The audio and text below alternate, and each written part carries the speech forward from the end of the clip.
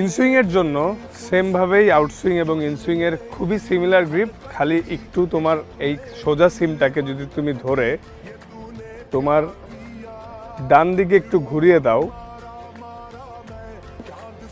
এবং সামান্য গ্যাপ রেখে বলটা করার সময়, ইনসুইং চেষ্টা করার সময় আমরা অনেক সময় মাথাটা এদিকে ফেলে পুশ করার ট্রাই করি, যেটা আসলে একদমই ভুল।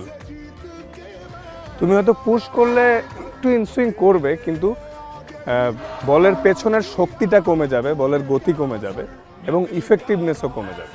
তো ইনসুইংয়ের জন্য আমি মনে করি এভাবে করে ধরে সোজা রিলিজই থাকবে, জাস্ট স্লাইডলি রিস্টটা এদিকে থাকবে রাইটি ব্যাটসম্যানের ফাইন লেগের দিকে, এবং বলটা সিমে পড়াটা অনেক ইম্পর্ট্যান্ট।